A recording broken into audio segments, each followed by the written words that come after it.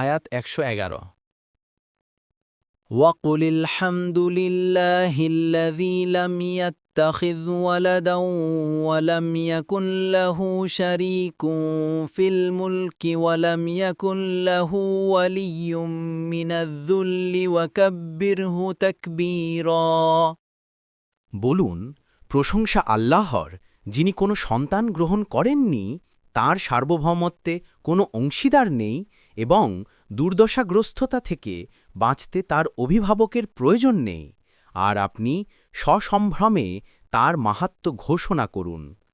তাফসীর: এখানে প্রত্যক্ষভাবে রাসূলকে নির্দেশ দেওয়া হলেও নির্দেশটি সমস্ত উম্মতের জন্যেও প্রযোজ্য।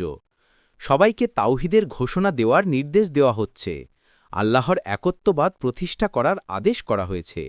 পবিত্র কুরআনের বিভিন্ন স্থানে তাওহীদের এই অংশের নির্দেশ সম্বলিত আয়াতসমূহ এসেছে, যেমন সূরা ইখলাস, সূরা আল জিন ৩, সূরা আল মুমিনুন ৯১, সূরা আল আনাম ১০১, সূরা আল বাকারা ১১৬, সূরা ইউনুস ৬৮, সূরা আল কাহাফ ৪, সূরা মারিয়াম ৮৮-৯২, সূরা আল আম্বিয়া ২৬, সূরা আল ফুরকন ২।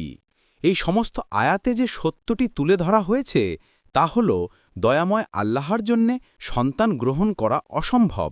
সন্তান তো তারাই আশা করে যারা তাদের অবর্তমানে তাদের কাজ কারবার দেখাশোনা করবে, তাদের নাম টিকিয়ে রাখবে, তাদের চাহিদা পূরণ করবে, তাদের কর্মকাণ্ডে সাহায্য সহযোগিতার প্রয়োজন পড়ে। মহান আল্লাহ তাআলা এ সমস্ত কিছু থেকে সম্পূর্ণ পবিত্র। তিনি সর্বদা আছেন ও থাকবেন, তার কোনো অভাব নেই, সবাই তার মুখাপেক্ষী। সুতরাং আল্লাহর কোনো সন্তান হতে পারে না।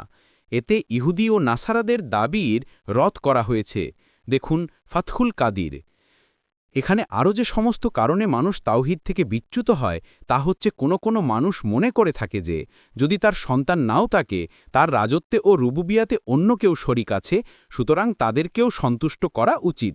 যেমন মাজুস সম্প্রদায় মনে করে থাকে তারা দুজন ইলাহ নির্ধারণ করে থাকে। ফাতহুল কাদির। অনুরূপভাবে হিন্দু সম্প্রদায়ের মধ্যেও অনেকে এই ধরনের বিশ্বাস করে।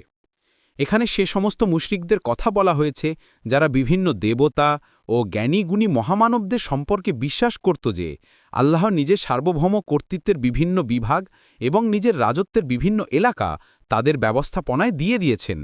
এখানে তাদের এ বিশ্বাসের বিরুদ্ধে প্রমাণ পেশ করা হয়েছে যে আল্লাহ এমন নন যে তিনি কোনো কাজ করতে গিয়ে অপর কাজ করতে অপারগ হয়ে পড়েন, সুতরাং তার সহকারী কেন লাগবে। সুতরাং তাদের যে বিশ্বাস ছিল আল্লাহ নিজে তার সার্বভৌম কর্তৃত্বের বোঝা বহন করতে অক্ষম, তাই তিনি নিজের জন্য কোনো সাহায্যকারী ও নির্ভর তালাশ করে বেড়াচ্ছেন, এটা একান্ত ভ্রান্ত ধারণা ও বিশ্বাস। তাই বলা হয়েছে আল্লাহ অক্ষম নন, তার কোনো ডেপুটি, সহকারী ও সাহায্যকারীর প্রয়োজন নেই। দেখুন ইবন কাসির।